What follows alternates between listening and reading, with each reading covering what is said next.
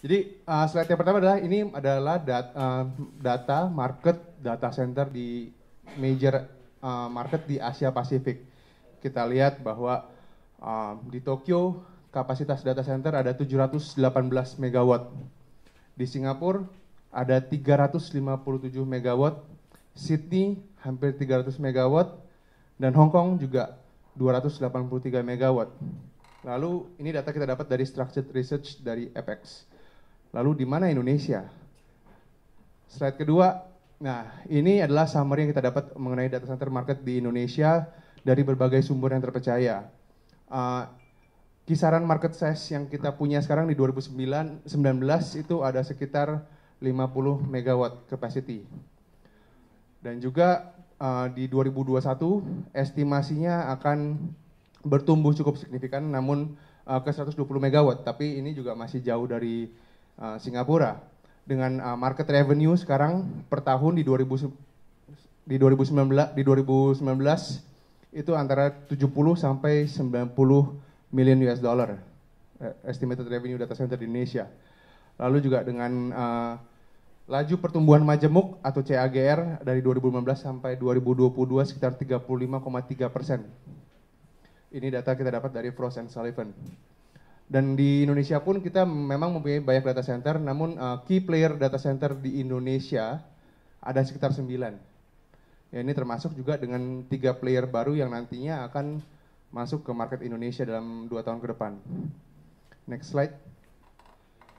Ya, ini kita lihat kalau kita mau berkaca diri, comparing ourselves dengan tetangga yang paling dekat yaitu Singapura, kita bisa lihat Indonesia mempunyai kapasitas sekitar total kapasitas 50,2 megawatt ya, dengan actual fitted out yang diisi, yang terokupansi ada sekitar 33 megawatt. Jadi analoginya di bisnis data center kan mirip kayak hotel ya, kalau kosong itu pasti nggak akan sustainable, jadi harus terisi. Ya, jadi yang terisi di Indonesia ada 33 megawatt, sedangkan di Singapura total kapasitas ada sekitar 360 megawatt dan yang terisi 251 megawatt.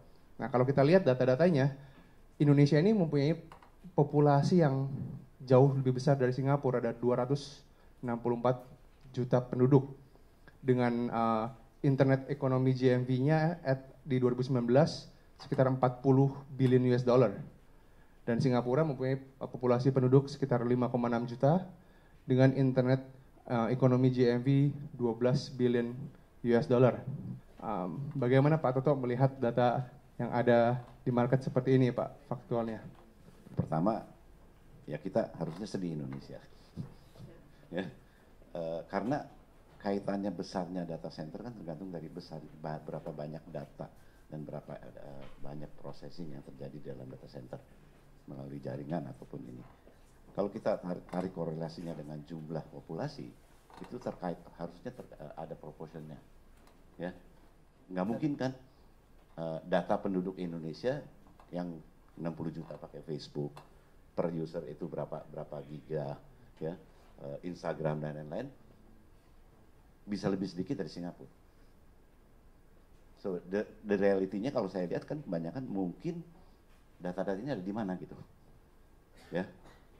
Data ini kemungkinan besar ada di Singapura, karena Singapura dia berhasil menempatkan dirinya menjadi regional center, ya, dan juga mungkin infrastruktur lebih baik dan juga regulasi lebih baik, ya kan. Si pemain-pemain internasional seperti Facebook dan lain-lain itu mereka menempatkan data-data dari region sekeliling Asia Tenggara itu di Singapura. Untuk saya lihat bahwa satu, kok kita ketinggalan. Ada satu kata-kata yang terlontar di tahun belakangan ini bahwa data is the next oil. Melalui pengolahan data dan analisa data akan keluar informasi yang punya nilai tambah besar, sangat strategis maupun yang bisa dipakai di politik maupun di ekonomi dan lain-lain. Jadi memang ada 3 hal yang saya lihat. Yang pertama memang pertumbuhan data center itu didrive oleh internet penetration, satu. Kemudian juga ada cloud computing.